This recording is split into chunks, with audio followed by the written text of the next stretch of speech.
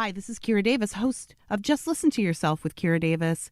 And our podcast is growing so quickly that we've got a great problem. We need a new theme song. So we're asking our listeners and our fans to create a theme song for the show and send it to us. It needs to be at least 30 seconds, but it can be a full-length song because here is the really cool thing. Not only will you have the possibility to win $150, but you also can have the opportunity to have your song released on FCB Records in conjunction with The Orchard at Sony Music. That's right. You'll get a release thanks to Sony Music. Does it get any better than that?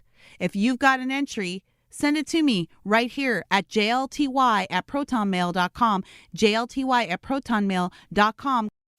This is the FCB Radio Network, home of the best personalities and where real talk lives. Online at fcbradio.com. FCB. Hi, it's Kira Davis here, host of Just Listen to Yourself with Kira Davis. And this week we have another special mini-sode, part 2 of my interview with my father-in-law, Vic Davis. And this week we talk a little bit about critical race theory, about grace, about forgiveness, and quite a few things. So I hope that you enjoy part 2 of my interview with Pastor Vic Davis. Yeah, I think that there is, this is what I struggle with most with the kids, raising the kids. And my oldest, Scott, is, now he's basically an adult and he's starting to settle in. I'm watching him to settle into who he is. And, but my daughter is an adolescent. Yeah. And it's a real cornerstone of developing a person. And this is how our family is.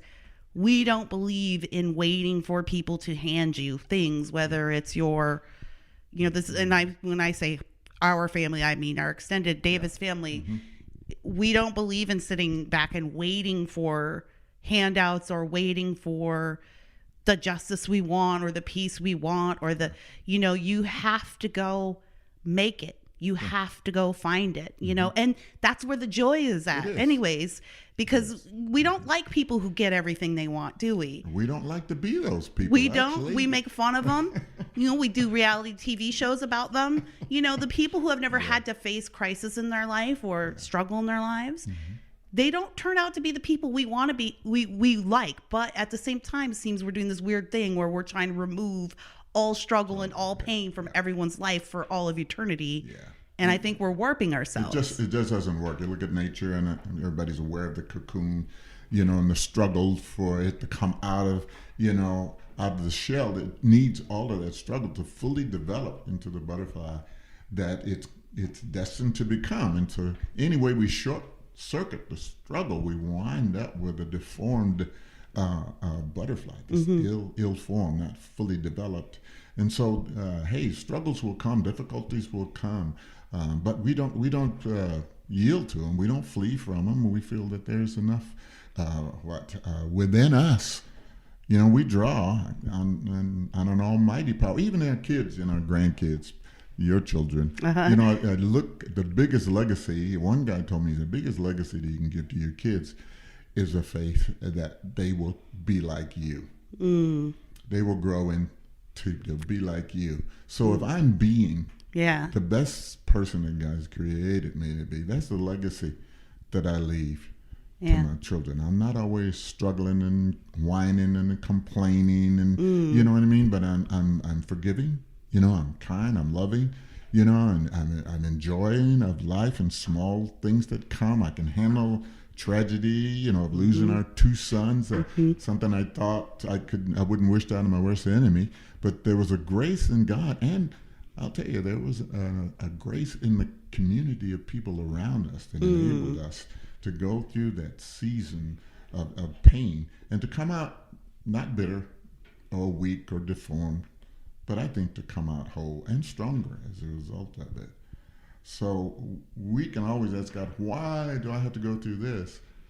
But I think the greater question is, why shouldn't I go through this? And what is God desiring to accomplish in me through this? And can I trust him with my destiny and my future? Dad, you can hold that mic a little closer to you. I'm starting to drift, I know, because well, let's see. Where am I here in my recording time? Well, let's get to some questions. Would you mind answering some questions from the audience? I'll try. Yeah. Okay.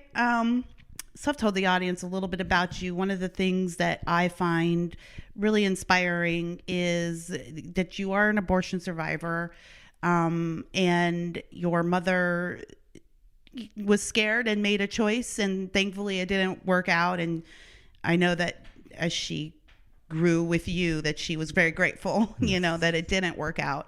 But I always think about your story because I think this is why I'm so passionate about life and about the idea of protecting it.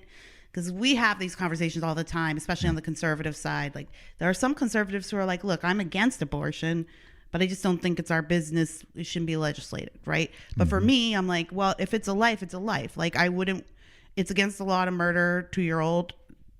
I think the baby in the womb is the same as the 2-year-old. I think they are the same thing. So it's very important to me. But one of the things that strikes me is that I've been in this family for 22 years now. So I've known you about 22 years. And all of our family would not be here if you were not here. There's so many people. There are so many lives that are here and productive and adding to society, and just great people that are here because you got to be here. And I think about all of the other families that aren't here because someone else isn't here. Yes. And that's why I do feel so passionately and strongly about protecting life, and that it does deserve to be protected in the womb by law, the way that we are protected. Yes. There's just such a destiny, I guess, that I don't think we give enough credit to the destiny of a single human being. Yes. The short-sightedness. We are short-sighted. We make decisions on the moment. How's it going to impact me? For the next, 6 or 7 months, and we don't look past that. Maybe the Creator, God the Creator, has a purpose. Yeah. In the life that is developing inside of us, that we can't value at this time, but certainly He does. Mm-hmm. And so, therefore, when we allow, even in whether it's in wedlock or out of wedlock, God can use every conception that comes for a purpose, and none of it comes without purpose, and He can redeem those that might come through other means. But I think we need to be able to understand that He's God and we're not. And I think as long as we can maintain that point of view, I think we're in a good place, and that we can trust God with the future of this child, preborn children that comes through, and do what we can. I look at the kids, we get them from all around the country, just to help kids, African kids, the South American kids. These are people. These are people with hope and with a future and with a possibility. Are they going to suffer? Well, they're going to be, But suffering does not defeat the purpose of God in our lives. Matter of fact, it helps to develop it. I think if any of us have looked at Scripture, we could see that those who have suffered and remained faithful to God have become very productive and outstanding individuals. And so, therefore, life is in God's hands. We shouldn't take it in our own. In that sense, not for convenience sake. Yeah, we seem to have gotten to this point in Western society where the worst thing that can happen to you is a baby. And I can remember when your granddaughter, my niece, was pregnant without a boyfriend or a husband, and she was an adult, but it was still like not a convenient time for a lot of personal reasons. Right. I don't tell the story to tell her story, but just to say that when we came to visit and somebody said, oh, your niece is pregnant, and I looked at her, I'm like, what? And she was just crying. She was so ashamed and embarrassed, and knowing that some of the circumstances in our family, what some of our family members have gone through, she knew that it wasn't what she wanted for her life. And I said, why are you crying? Are you embarrassed? And she said, yeah. I said, you feel ashamed? She said, yeah. I said, I'd be worried if you didn't feel those things. But I said, you know what? The truth is, a baby is not the worst thing that can happen to you. Yes. It really isn't. And yes, it's going to be harder than it should be. We would prefer you to have done this another way, Correct. and so does God. But at the end of the day, there's all kinds of people in this family who, when we first heard about them coming on their way, we were like, "Oh Lord," this is gonna be, and now we can't imagine a family without that person. Right. So, and your little person is going to be that person too, and he is, and that's why I'm sitting down with you. Actually, I'm like I brought him home after him staying with us in California for a few days. But yeah, we think we treat parenthood like it's some curse. Yeah. And it's like the thing. It's the thing. It is the thing, isn't it? That develops us in life. The things that brings us a great sense of reward, and everything along the way. Parenthood is wonderful. It's wonderful. I know what it was to be a father, but I didn't know what, I knew what it was to be a husband, but I didn't know what it was to be a father. Yeah. And being a father has developed things in me that being a husband didn't even touch. Yeah. And make me aware of people around me and how their struggle and how they, I got much more compassionate to other men. Yeah. I've always said, especially my dad went off and left from when I was 5. And so my determination was I'd never leave my family because I knew the value of a father, that I'd missed that. I knew how valuable that was to the sons and the daughters coming up. And so therefore I made up my mind I wouldn't do that. And so when I had kids, I'm going to stick this thing out. I'm going to figure out a way, to love them and care for them and provide for them, so that their future, has a bright, destiny to it. Yeah, I had the same experience.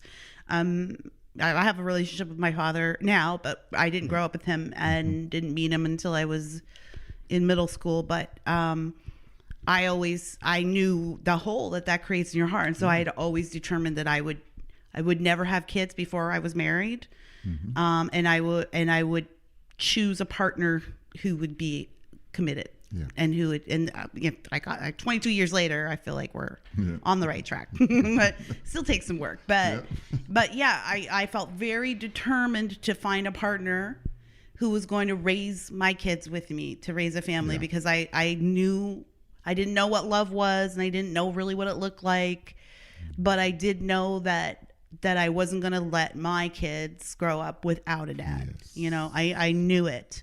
And things happen, people have circumstances happen, and I understand that, some things are beyond your control, but I've been blessed with a great partner who feels the same way I do. Yes.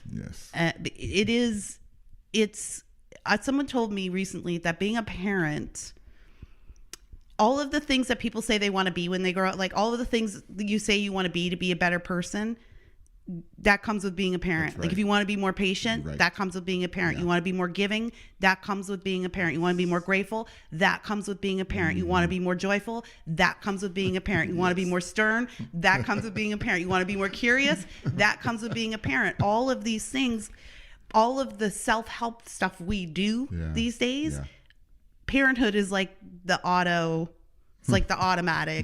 version that. It makes you the thing that people say they all want to be. Yes, it does. And we have no way of knowing that going in. Yes. We think, such an inconvenience. I had planned for this and I had planned for that. The thing is, all of our plans, thank God.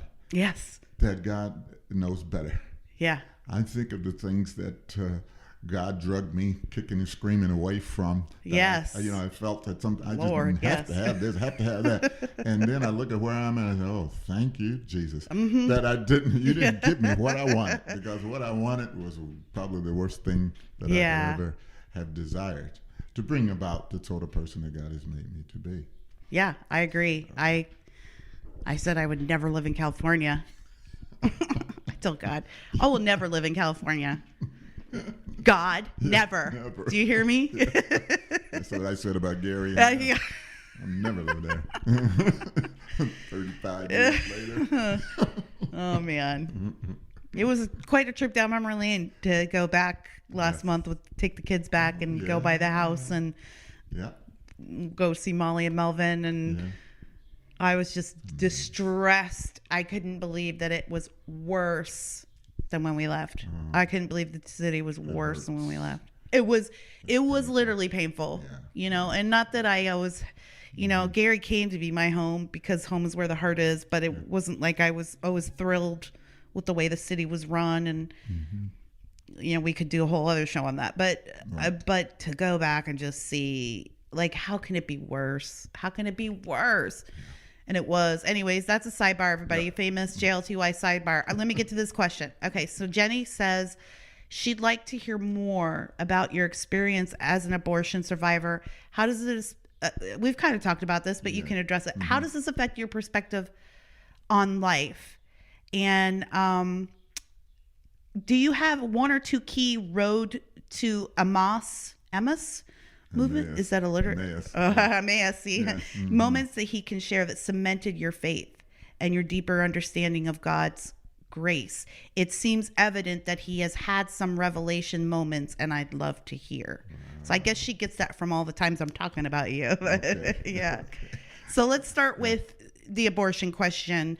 Do you feel that because of your experiences, the stories you've been told about your birth and then growing up, knowing that, that there could have been a chance that you weren't here, did it shape how you lived your life or how you? Oh, yeah. I mean, the thing about it was, strangely enough, I did not know that until I was an adult.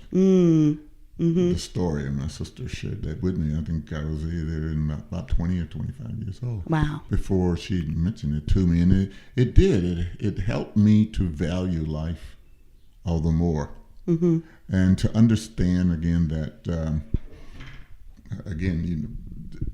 the fact that I overcame her attempts to abort me resulted in my name, which is Victor, which means one who overcomes. And so I began to look at that and to say, well, there's a greater purpose for my being here than just to do what I want to do. Yeah. And I think it really triggered a deeper sense of spiritual awareness within me, and for me to connect with the purpose that God had created me for. It made me much more sensitive to him, and of which I am immensely grateful that was. Did you feel angry at your mom at all? Oh, no. Did you ever think like I didn't. It didn't hurt you to learn that, or? Strangely enough, no, it didn't. Because she loved me. She loved me. Yeah, you were her favorite. You were there. You were the favorite. And so I realized that was it. That she was glad that she didn't. And I coming up in the home, I saw things there. The different men that came and went within the home, and she had bad heart. She couldn't work, so she did a lot of things, I'm sure, just so that we would have something to eat and a place to stay. There's a lot of compromise. But when she came to Christ, it was a significant turning point in all of our lives. And I could look back on those days as a young man and say, there is a God. Something happens. There was a transformation in her life that began to radiate out and to begin to shape her values, and also to impact how we lived around her. And so therefore, looking at it, it changed my life when I began to value life differently than before.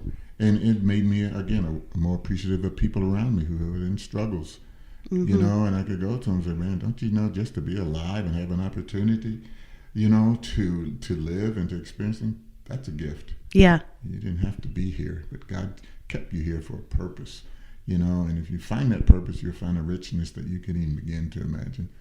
At this time. Disappointment is just temporary. Yeah. But a faith that gets you up in the morning and gives you hope, boy, that's really what life is all about. Yeah. Do you have any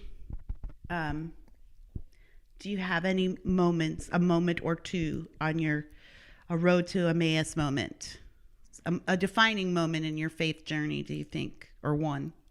Well, just one thing that was important to me was to come to realization that I didn't have to work for God's approval, because I've grown up in traditional church, and it was always people went to the altar and asked God to forgive them and to give their life to the Lord about every other week. Yes. And they had to live right. They had to do this. They had to do that, and so forth and so on. And it was an example that James Kennedy had, on his program that struck me one day. I used to work as a die finisher at American Steel Foundries in Hammond, Indiana. And so I worked evenings sometimes, and so I had opportunity to read. And I was reading a book once, and he had this story in about this guy who was an artist who went out and painted, he did paintings, and his friend had done something that was really significant for him. And so he said, I'm going to paint that guy a picture. And so he went out and he got this painting. He labored on this painting for this guy for about 3 months. And finally he got the painting done, and he went and got his friend, and he brought it to him and covered it with a drop cloth. And so the friend came in and he said, look, this is for you because I appreciate you and you're so important to me. And he ripped off the covering, and the guy looked at it and said, oh, that's good. But then he ran and said, but it needs a little blue here, it needs a little red there, it needs a little yellow there. And he used that as an analogy for us to say that Christ dying for us finished everything, and we can't add anything, nothing we can do that can make ourselves more acceptable to God. And for us to think that we can would be tantamount to this painting over a perfect masterpiece. And so that, I tell you, that changed my whole life, where my faith became a reality. It became my assurance in God was settled, was not predicated on my effort anymore from that time. And so therefore I could serve God, I think, and serve my fellow man with a freedom. Yeah. I didn't do things for people just to make points, what I Right. mean? Or to impress people or to impress God. But I did it because it was right and it was good, and because God. God, Otherwise, it's exhausting. It is. You're always holding your breath. When have you done enough? Yeah, it's true, and I think it's a lesson a lot of Christians, especially. I can't speak for other faith traditions, but other Christians who, it's just really easy to fall into that trap of I'm working my way towards something. It is so hard to understand. You have to keep going back to that well over and over again. Grace is. This is what I don't like about the White Fragility book, is that there is no destination. You're always working. Nothing is ever finished. No. You can't absolve yourself. You can't find forgiveness, but you must always be working for absolution and forgiveness. So it's very harsh. I remember, I tell this story a lot, but I can remember one time we were talking about the church, and you were joking about Mark taking over church one day, and Mark doesn't ever want to be a pastor. And you made a joke like, oh, that would be Kira. Like, we don't believe in women leading the pulpits, folks. We're not of that tradition, but it was a joke that Dad said. I have to say this because I will get some letters, quoting me scripture about women at the pulpit. But you made a joke. Oh, that would be more Kira's thing, right? Because I'm loud, I'm a leader, and I said, I don't think I could do it, Dad. I don't know how you guys do it. Like, we see the same 3 guys up at the sanctuary every Sunday, snotting and crying. I want to turn my life around. And you give them everything. You give them, a hand up. You give them prayer. You welcome them into your home. You feed them. You clothe them. You do all of the things that you're supposed to do. They have a good week or 2, and then they're right back. And then they're back at the pulpit again, in a month or 6 months. And I'm like, how can you stand it? Doesn't it just get you so upset? Like, I'm giving you so much of myself, and yet you're not doing any of the simple things I'm telling you that can help you. Don't use drugs, or whatever. And you said, no, because I can keep doing this forever, because I know it's not my job to save anybody. It's God's job. If I had a road to Emmaus moment, that was one for me. And it's a lesson I take it's not my job to save anybody. And it's not my job. I take this in my career. It's not my job to save the world. All right. It's not the world, the climate does not depend on these two shoulders. If I don't recycle my plastic, the world's going to end. Yeah. But it is that there is a freedom in that idea. If you're not the savior, it's easier to do what's right for people. Absolutely. It's not your job to save them. Absolutely. And I think, I'm sure it's not popular to say it, but I think most of the critical race theory denies the existence of a supreme God. Yes. Of creation. 100%. It's totally godless. And it's completely the work of Christ and redemption. Yeah. And that's the only way you can embrace that. You're taking it all on yourself. Right. And you suck. Right. So you're not going to be able to do this right. Right. And so therefore God is useless to that sort of thinking. And that sort of thinking it's frustrating. It bears no fruit. Mm-hmm. It's just like two people of the same sex saying that we are going to maintain the human race. Well, good luck with that. Right. It ends with you. Right. And so it's the same thing there. Anytime we deny God and come up with a philosophy that makes a detour around the Creator, you know what I mean? We wind up in a wreck. Yeah. We wind up in a wreck. Where like the car is heading to the brick wall now. We are in wreck territory. Okay. Politics are becoming more and more divisive every day. My name is Colin Jackson. I'm the co-host of Not Another Political Podcast, where we reject popular opinions and prioritize solutions over partisan dogma. Download Not Another Political Podcast on iHeartRadio, Apple Podcasts, or wherever you get your podcast entertainment today.